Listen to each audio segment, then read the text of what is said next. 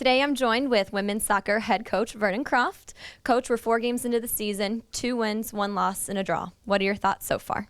For 4 games on the road, that's pretty good. You know, we struggled a bit last year on the road, and really even last year we struggled when we gave up a goal early and have to fight back with that. So to come back from, especially this past weekend, going down a goal in both games and to come out of it with 1 win and 1 draw, especially against a Conference USA team, we're pretty pleased with where we're at right now.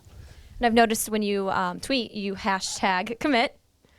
How does that define women's soccer? Commit is every year the senior class in the spring will pick a word, something that they believe is going to define the upcoming season as we develop in the spring and go into the fall competitive season. And this year's senior class had chose that word commit probably about 8 months ago. And I think they've really taken that to heart and have really bought into not just it being a word, but the actual meaning of commit and what it means to our program. So that's where it comes from. You have 1 more road game and then the Zips open at home. What are your expectations for this weekend's play?